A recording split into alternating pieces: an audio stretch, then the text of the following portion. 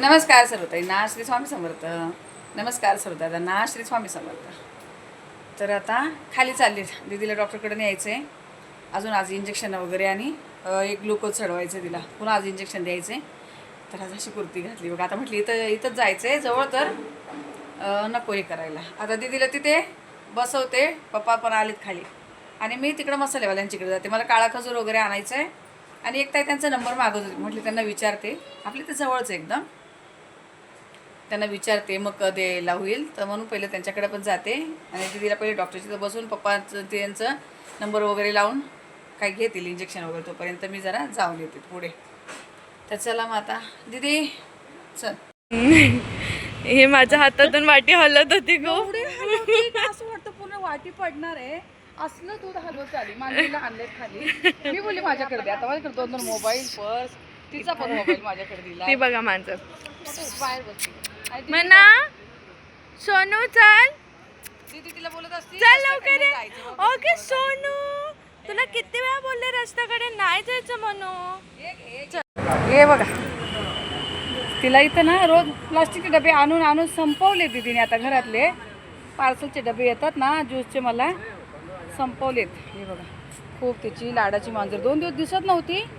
हे घे वाटी घे. तर आज बोली स्टीलची वाटी तिला इथंच करते मम्मी. चालेल, खाली ठेव दीदी, इकडं खाली ठेव एकदम. ठीक आहे. खूप वेळ या दोघांना पण आहे ना. चल इथं खाली ठेव ना. परवा पण आले तुम्ही दीदी बरोबर खाली, पण तेव्हा काय मी सूट वगैरे घेतलं नाही. अशीच आलेली पटकन, कारण लगेचच आम्ही तिला गडबडीत आणलेलं. आता म्हटले चला इथं जवळच आहे. आणि तुम्हाला सांगते इथं एकदम आपल्या समोरच स्वामींचा मठ आहे. तुम्हाला आता एक दिवस गेले की दाखवेल. खूप सुंदर स्वामी येते. प्रकट दिना दिवशी इथंच गेलेली पाय पडायला. आम्ही दीदीने पाय रोजी पाय पडतो का त्याच दिवशी डॉक्टरकडे गेलेलं.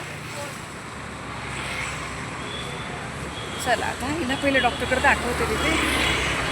आणि ही पर्स खूप दिवसातून हातात घेतली, खूप दिवस झाले. अजून पेशंट येईल. दीदी बसली तोपर्यंत मी पुढे जाऊन येते. बघा आता मी इथं आलेत मसालेवाले दादा इथं. तुम्हाला मी सांगितलं 2 दिवस दाखवत होते काही इथून मसाले घेते मी. तर आता इकडे आले ते दादा येते. तुम्हाला मी बॅक कॅमेराने ते सांगतील त्यांचा ॲड्रेस, त्यांच्याकडे कुठले कुठले मसाले कसे काय, आणि त्यांचा नंबर पण मी देईल. तर त्या नंबरवर तुम्ही फोन करून ते पार्सल वगैरे पाठवतात, कुरिअर वगैरे करतात ते. पण मसाले एक नंबर आहे अगदी, म्हणजे कुठलंही टेन्शन न घेता मसाले त्यांच्याकडून तुम्ही ऑर्डर करू शकतात. तर मी स्वतः वापरते, तुम्हाला दाखवलं मी. तर चला आता तुम्ही दादांशी बोला. मी अर्जुन गायकवाड, जय महाराष्ट्र मसाले, चीन पोकळी. आमच्याकडे सर्व प्रकारचे मसाले डंकावर भाजून कुटून सगळं तयार करून देतात.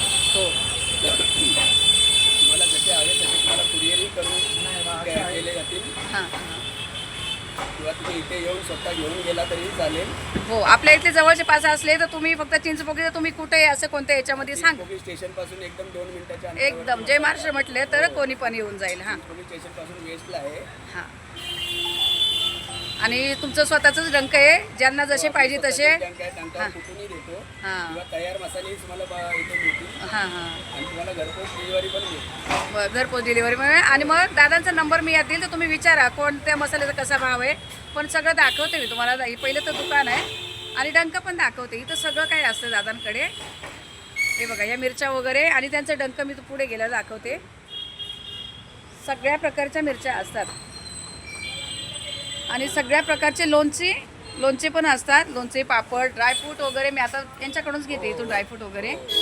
तर बघा त्यांच्या मसाल्यांचे नावं जय महाराष्ट्र. बघा जय महाराष्ट्र सगळ्या याच्यावर, जय महाराष्ट्र मसाले सगळ्या याच्यावर नावं आहेत.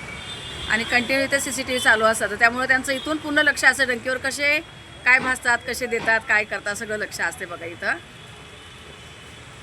दादा मी सांगते, मग तुमचा नंबर वगैरे देते. हां, ज्यांच्या ऑर्डर येईल ते मग तुम्ही हँडल करून घ्या. हां चालेल, बरं. आता मला इथून काळे खजूर घ्यायचे ते घेते आणि तुम्हाला मी डंक दाखवते. आणि दादांचा नंबर मी इथं व्हिडिओमध्ये लावेल, तो तुम्ही ज्यांना पाहिजे डायरेक्ट तुम्ही दादांना फोन करा. मग कुरिअर कसे करायचे, काय करायचं सगळं तुम्ही चौकशी करा. भाव किती काय कसं, तर तुम्ही क्लिअर स्वतः बोलून घ्या. तर चला आता मी घेते आणि जाते. जाऊन पुढे भेटते. दीदीला डॉक्टरकडे बसवलं मी.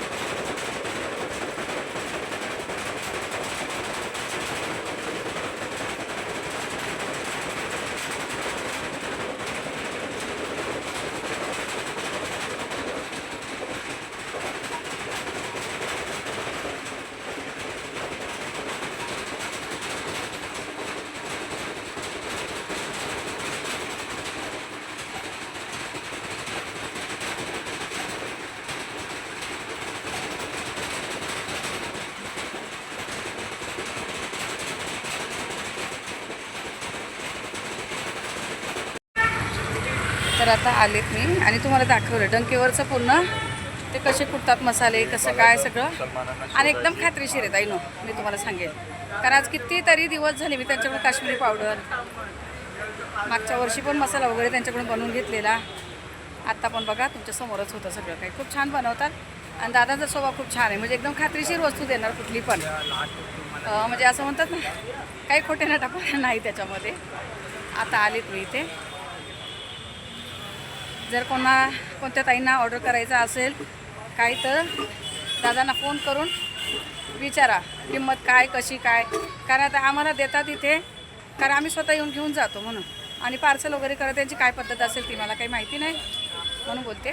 तुम्ही विचारून घेता येईल तुम्हाला जसं जमेल तसं. आलेत आता इथे दीदीला बसवले डॉक्टर इथे आले मी. इथं आले तर थोडीशी भाजी घेते. भाजीला जास्त नाही फक्त थोडंसं वाटाणा घ्यायचं आहे. भैया दे दो आधा किलो हा मुझे. हां दे दो. त्यांच्याकडून कांदे वगैरे येतात आपल्याला घरी. कांदे बटाटे जे काय यांच्याकडून येते. त्यामुळे जे कॅल्शियम जे भरतं ना कॅल्शियम सगळ्यांनाच मिळतं. परंतु आपल्याला व्हिटॅमिन डी त्याला लागतं. शरीरात सोडियम कमी आहे. ग्लुकोज लावलेत अर्ध झाल्यानंतर. आता यामध्ये 2 ते 3 इंजेक्शन सोडलेत आणि सोडायचे बोले अर्ध झाल्यावर सांगा. एवढंसं टोचलं तरी ओरडत होती जोर जोरात. काय करायचं. आता आलेत दीदीला घेऊन घरी. आज पण ग्लुकोज वगैरे चढवले इंजेक्शन वगैरे दिले. आता 11 वाजले बघा.